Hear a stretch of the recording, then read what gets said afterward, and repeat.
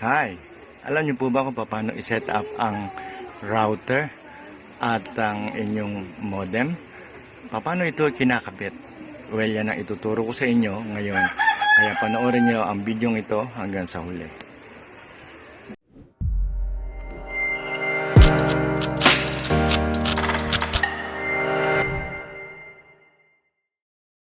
Okay, ito po ang bibigyan ko ng example sa inyo. Ang isang wireless router. Okay, ang tatak po niya ay tenda. Yan, ayan po yung box niya. Yan, okay. Yan. So, okay, discuss muna natin kung ano itong router na ito. Okay. Wi-Fi anywhere in your house. Yan po yung number 1. Tapos, stable and fast Wi-Fi. Tapos, set up within 30 seconds. So, madali lang po itong i-set up. At yan po ang isa sa mga ituturo ko sa inyo. Okay, explore muna natin itong box. Meron pa siya sinabi dito sa kabilang side. Tanggalin muna natin yung antena. Yan. Okay, yan po yung mga system requirements. So, Windows 2000 at latest. Okay, Firefox. So, meaning latest ang ating installation. Network card, of course, dapat upgraded. Tapos, meron siyang mga key features. So, up to 300 Mbps po ito. Okay, so, ito na po yung ating main unit. Mamaya, ituturo ko po sa inyo kung paano kinokonek ito at kung paano sineset up sa computer. Okay, yan, nakikita nyo po siya. Yan po ang mga indicators niya. Yan. Meron po siyang system or power. Tapos Wi-Fi. 1, 2, 3 na connection na nandun sa likod. Mamaya ipapakita ko sa inyo. Yan po yung mga indicator lights. Tapos meron tayong 1. At yung T, spare po yan. And then WPS. Okay. So, tatlo pong antena niya. Kaya medyo maganda reception. Pwede na left. Pwede po itong slide sa left. Pwede po itong slide sa right. Okay. Yung iba po, dalawa lang antena. Ito po ay tatlo. Mamaya papakita ko na sa inyo kung bakit sa tatlo antena. Okay, ito naman po yung backside. Uy, ay. Nalaglag yung ilaw ko kasi dali lang. Diyan ka lang. Okay. Ito na po yung backside natin. Yan. Makikita nyo po yung isa kulay blue. Yan. Yan po, 1. Okay. Tapos, yan po yon yung kulay blue na 1. Ito po yung ikinakabit mismo sa main line cable or internet. Okay. Tapos, 1, 2, 3 na load na PC o computer. Dito po siya kinakabit. So, hanggang 3 po ang pwedeng ikabit dito. Okay. Yan po yung power supply. Main source ng power supply. At ito naman po yung reset. Okay, so just in case na nakalimutan yung mga details na nakalagay dito, or halimbawa na bago nyo na, pwede nyo siya uling i-reset. Pipindutin nyo lang po yung reset, press and hold about 8 to 10 seconds and then release. Mare-reset na po siya at ito na po yung kanyang original na information. Okay, so dito makikita po natin ang MAC address, saka yung medyo shaky siya. Yan. Oops. Yan. Okay. Yan. Ulit. Close up ko po ulit sa inyo. Yan. Serial number. Tapos yung kanyang WPS pin, MAC address, saka other information like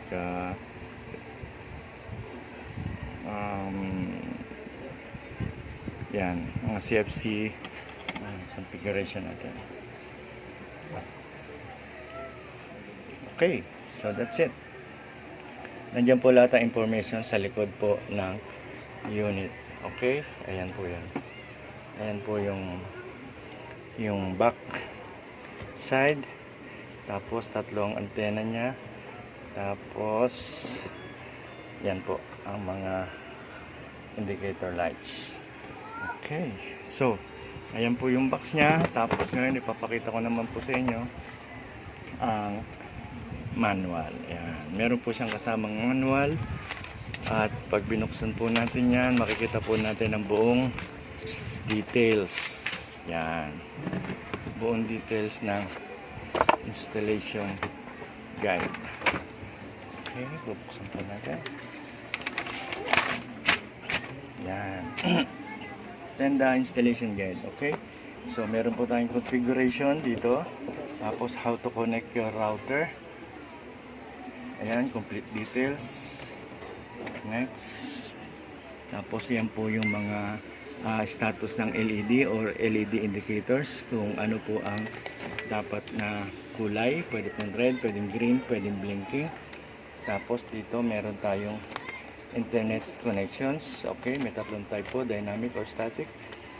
Tapos yan, how to join your Wi-Fi. Ito yung pag-connect.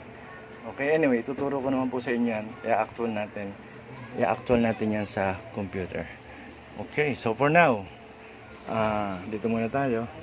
Medyo ipapaliwanag ko ng konti sa inyo. Get ko lang yung aking pen. Yan. Oops, sorry. Yan. Okay. Ito po yung modem natin. Ito po yung modem. Okay, ito po yung ating router. Okay, tapos nandito naman yung mga computer loads. Computer. Okay, so nandiyan po yung mga ports 1, 2, and 3. Okay, yung port 1, nandito yan.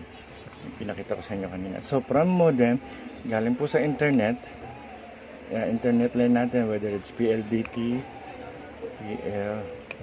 PLDT, or Globe.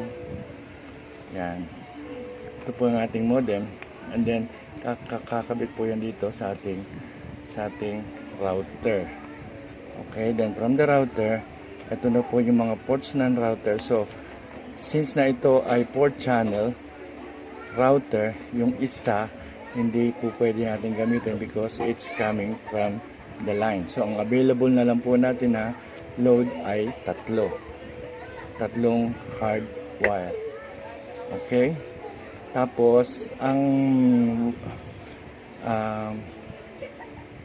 pwede rin po siya sa wireless. Okay, yan. Okay, so susunod ko pa ipapakita sa inyo ay magla-login tayo sa computer at kung paano ito ina-access sa computer. Okay? Hold on. Ayan, binower on na po natin siya at makikita nyo na po ngayon ang ating light indicators. Okay, yung unang-una na nasa kaliwa, makikita nyo po, yan, blinking light. Yan po ang normal. Yan po yung power. So it should be blinking. Tapos itong pangalawa po ay ang ating WPS Wi-Fi. Okay, yan, Wi-Fi. Yan, dapat lagi po siya naka-permanent on. At the rest, since nawala pong load tong tatlo natin, patay pa po yung aking computer, kaya hindi pa po siya umiilaw. Mamaya iilaw na po to pag binuksan ko na po yung computer. Okay, at ito na po yung ating wide area network. Dapat nagbiblink po siya. Okay, meaning pumapasok na po yung data kasi may mga nakakabit na po tayong wireless. Okay, so the rest, yung dalawa, should be up. Okay, so yan lang pong tatlong pilot light or green lights ang ating i-monitor sa ngayon. Okay, so mamaya papakita ko naman sa inyo yung pag-connect sa computer. Nandito na po tayo ngayon sa ating screen, sa ating computer, at ipapakita ko na sa inyo ngayon kung paano siya sineset up gamit ang ating online setup. Okay, unang-una ay kailangan po natin mag-login sa kanyang link o address. Ito po yung eksaktong address ng ating router. Okay, so magla-login tayo ngayon sa address na ito dahil yan po ang ating designated link. Okay, so login. Then, ayan na po yung main menu. Okay, first is the status. Makikita po natin dito ay internet connection. Ito po yung connection galing doon sa ating main source or internet. Yung pong ating PLDT or Globe. Okay, so andyan po yung ating router. Ito po yung galing sa internet. Okay, so meron po siyang real-time statistics or speed, which is the download saka yung upload. So mamaya makikita nyo yan since na auto-scan po yan at makikita nyo mamaya, ipapakita ko sa inyo. Automatic naman po yan eh. So dito naman po tayo sa system information. Ito na po yung pinaka general setting ng ating router. Okay, so naka-highlight po ang status red. That means yan po ang pinapakita sa ngayon. So, isa lang po naka-attach natin device which is itong ating computer. Okay, so dito naman po tayo sa internet setting. Yan po yung setup ng galing sa kabilang modem. Okay, kasi router lang po tayo, meaning sub-connection lang po tayo. So, from there, ito na po yung ating dineclare na username and password. Okay, so connected na po tayo. So dito naman po tayo sa local setup. Ito na po yung ating sariling parameters o sariling pangalan na ibibigay natin. Okay, so ako na po ang naglagay ng pangalan na to. Gusto ko po yung pangalan na yan. Tapos ito naman po ang security. Okay, security as access which is WPA2. Mas mataas po ang security ng WA2. Okay, mas latest po yan so far. Tapos, kayo na rin po ang magseset ng Wi-Fi password. Okay, magsimula po dito. Meron po siyang nakikita nyo dito, hide Wi-Fi. Ito po yung option na kung gusto nyong lalabas sa pag nag-search kayo ng Wi-Fi, kung gusto nyo siyang ipakita or hindi. Dalawa po yung option na yan. Ako, ang ginawa kong option ay hide Wi-Fi. Why? It's because ayoko siyang mag-broadcast ng pangalan na to. Na kahit na sino mag-search ng pangalan na to, hindi niya makikita. It's because naka-hide. Okay, itong isang magandang features kasi meron tayo ngayong mga bagong mga advanced feature na hacking. At so kung marunong yung kapitbahay nyo, medyo delikado kayo, pwede kayong paglaruan, pwede kayong mahack, pwede makuha ang inyong information. So, isang advice ko lang, hanggat maaari, gamitin nyo yung hide feature. Ngayon, once na naka-hide yan, naka-hide ang inyong router, hindi po yan magbo-broadcast ng SSID. Okay, so hindi po nila makikita, hindi nila alam whether it's on or not. Ngayon, what you're gonna do is i-enter nyo po siya manually sa inyong sa cellphone or sa computer. Okay, so tatandaan nyo lang po yung kung ano yung name na nilagay nyo, eksakto, tapos enter the password and there you go. Auto-connect po yan kasi naka-hide kayo. Okay, mamaya papakita ko rin sa inyo sa cellphone. Gusto nyo pa paano siya i-connect. Okay, ayan, naka-disable po yung aking SSID, meaning hindi po siya naka-broadcast. Okay, lahat po yan disable, Wi-Fi schedule disable, WPS disable. Okay, yan po yung ating local wireless setting. Okay, ito naman pong the rest is just some other features like the bandwidth control. Ayan, okay, nandiyan po lahat ng details plus the block device kung gusto nyo po na meron kayong i-block, kunin nyo lang po yung MAC address. Okay, pwede po yon, pwede po siyang hindi maka-access. Okay, so meron na po tayong device name dito which is the ating native device. Okay, so check naman natin ang wireless repeating. Okay, disable. Tapos parental control, makikita nyo naman po dyan ano-ano yung mga naka-attach na device, and there you can manage, plus the access restrictions. Okay, allow during set the certain time, tapos website restriction, nasa disable lang po tayo. Okay, advanced feature. Yan, mga MAC addresses naman po yan. And then the filter mode, meron din po tayong static. Yan, kung gumagamit po tayo ng static IP. Tapos port forwarding, DDNS, tapos DMC hosts. Yan, and others. Okay, ngayon, nasa sa inyo na po yan, whether you like it. Pwede nyo po siyang enable or pwede nyo disable. Okay, yan lang po mga switches niyan, enable or disable. Okay, that's it. And then last, administration. Okay, yan po yung kung gusto nyo palitan yung login password ng inyong router. Okay, pwede rin po yan. So it must be numbers and letter combination, tapos repeat nyo lang po yung password na i-enter nyo, para pag login nyo po dito sa address na to, hihinga niya kayo ng login password para sigurado kayo na wala makakapasok na kahit sino, dahil kayo lang ang nakakaalam ng password nyo. Okay, dito po yung sineset sa login password. Okay, tapos ito na mo ang ating one parameters. Wala na naman po tayong gagalawin dyan. Is auto plus LAN parameters. Yan, LAN parameters, ito po yung ginagamit natin kung saan tayo nag-login. Ayan po yan, pareho po yan.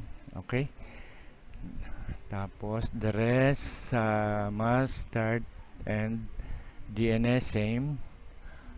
Okay, alternative DNS, okay, blank, hindi natin kailangan yan. Remote management, hindi natin kailangan sa ngayon yan. Plus